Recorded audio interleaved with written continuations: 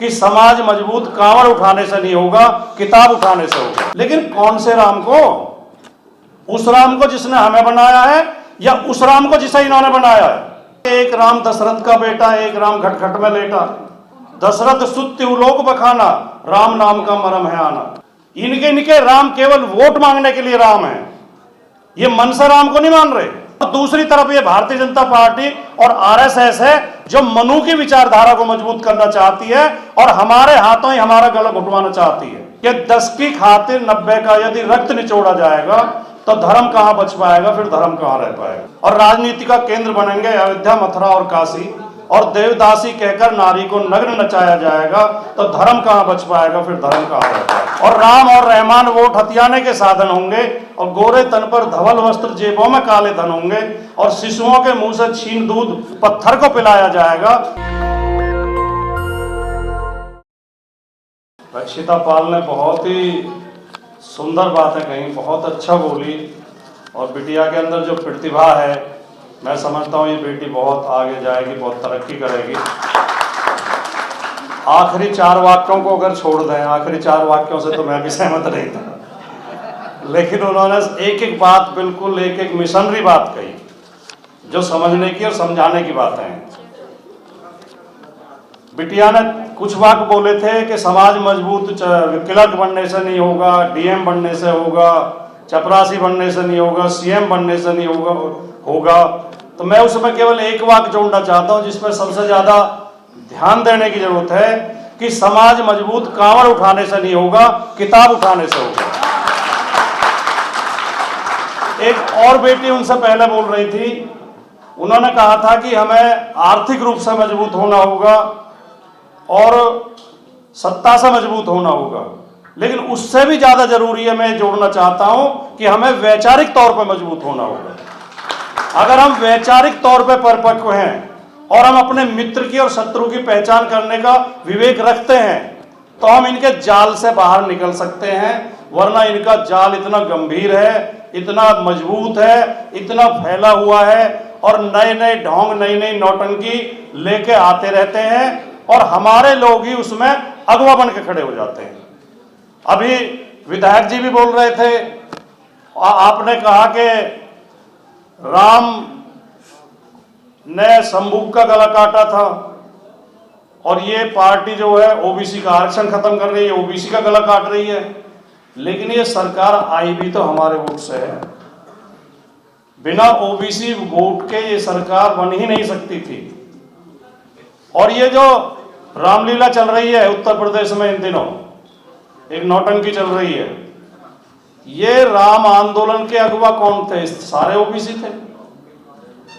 आप इसमें चाहे कल्याण सिंह हो, चाहे विनय कटियार हो, चाहे साध्वी रितंबरा हो, चाहे उमा भारती हो, सारे ओबीसी थे। जब लड़ रहे थे, जब खून बहाने की जरूरत थी, जब लाठी खाने की जरूरत थी, जो वो 2 शहीद हुए थे कोठारी बंधु, वो भी दोनों ओबीसी थे। तो तब तो ओबीसी को धकेल के आगे कर दिया और अब जब बना गया, सुप्रीम कोर्ट का फैसला हो गया, अब मलाई और दाल दलिया खाने की आएगी तो एक भी ओबीसी ट्रस्ट में नहीं है, एक भी नहीं है। ये बात क्यों नहीं उठाई जाती? अगर आप हिंदू समाज की एकता चाहते हैं और आप हिंदू हिंदू का नारा देते हैं तो क्या केवल ये 10% लोग ही हिंदू हैं? 90% लोगों को आप बाहर क्यों कर देते हैं? तो इस बात को समझने की जरूरत है। और एक जो मैं महसूस करता हूं कि ओबीसी महासभा के सम्मेलन तो हम कर देते हैं, ओबीसी समाज के सम्मेलन कर लेते हैं, शूद्र की आवाज भी हम उठाते हैं, शूद्र की बात भी उठाते हैं, लेकिन हम अपने आप को ना तो ओबीसी समझते हैं ना शूद्र समझते हैं। या तो हम अपनी जाति तक सीमित रह जाते हैं या हम उनके जाल में फंस के ही अपने आप को सामंतवादी समझने लगते हैं। तो मैं समझता हूं कि ओबीसी समाज में आने वाले हर व्यक्ति को पहले अपने आप को ओबीसी समझना पड़ेगा। और मैं ओबीसी समाज की जिस जाति से आता हूं, मेरी जाति इस मामले में सबसे नासमझ है।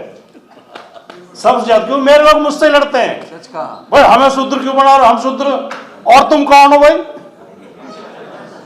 वर्ण तो 4 ही है। ब्राह्मण का सबको पता है कौन ब्राह्मण है कौन नहीं है। ब्राह्मण वर्ण भी है, ब्राह्मण जाति भी है। वैश्य का सबको पता है कौन वैश्य है और कौन नहीं है। ब्राह्मण वैश्य भी, वर्ण भी है और जाति भी है। क्षत्रिय का भी सबको पता है, और इनके अलावा जो बाकी बचे वो सारे शूद्र हैं। जब तुम ब्राह्मण नहीं हो, वैश्य नहीं हो, क्षत्रिय नहीं हो, तो फिर तुम और क्या हो? पांचवा वर्ण तो है नहीं। तो ये सबसे ज्यादा, सबसे बड़ी जो लड़ाई है वो केवल समझदारी की लड़ाई है। और ये जो अभी राम, देखिए मैं तो घोर नास्तिक आदमी हूं, ईमानदारी से कहता हूं, और मैं खुलेआम कहता हूं, इसमें कोई छिपाने की बात नहीं। लेकिन मैं किसी की आस्था है तो उसको कभी उसका विरोध भी नहीं करता, और ना हमें करना चाहिए। मेरी पत्नी रोजाना पूजा करती है, और घर में वो गणेश जी और उनके बाल बच्चे भी बैठा रहे, वो शिव जी महाराज है, उनके बाल बच्चे सारे हैं।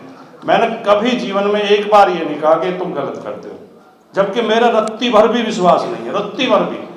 मुझे पता है वेस्टेज है, टाइम की भी वेस्टेज है, और वो, लेकिन क्योंकि उसकी आस्था है।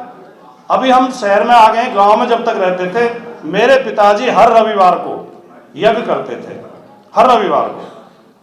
और ऐसा नहीं कि मैं छोटा बच्चा था, मैंने एमए कर लिया था और मैं पत्रकारिता में था, एक अखबार में नौकरी कर रहा था।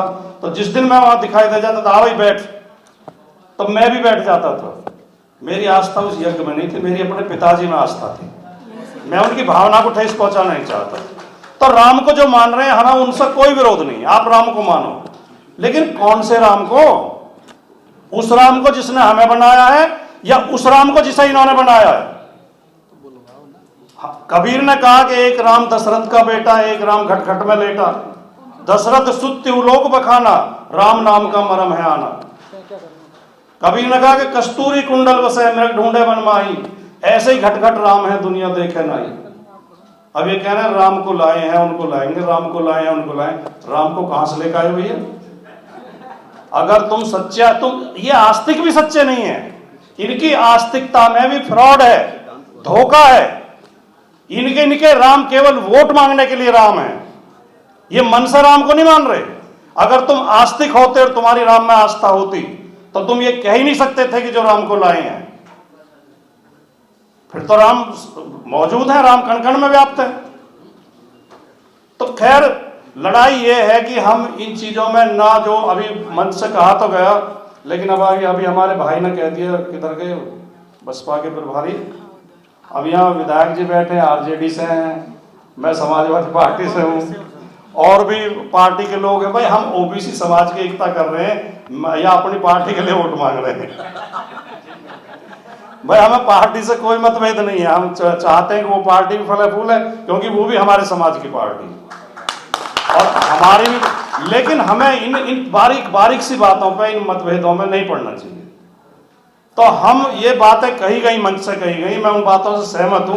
खासतौर से विधायक जी ने कहा कि हमें अगर लड़ाई, अगर हमारी समझ में बात आ गई हो कि इस देश में कुछ राजनीतिक पार्टियां, कुछ राजनेता, कुछ राजनीतिक विचारधाराएं हैं जो बाबा साहब डॉक्टर भीमराव अंबेडकर की विचारधारा को मजबूत करना चाहती हैं, जो हमें संविधान के रास्ते पर ले जाना चाहती हैं, और दूसरी तरफ ये भारतीय जनता पार्टी और आरएसएस है जो मनु की विचारधारा को मजबूत करना चाहती है और हमारे हाथों ही हमारा गला घुटवाना चाहती है। तो हमें ये अंतर समझना पड़ेगा, और इस चुनाव में हमें तय करना पड़ेगा कि हम मनु की विचारधारा के साथ खड़े हैं या हम बाबा साहब की विचारधारा के साथ खड़े हैं।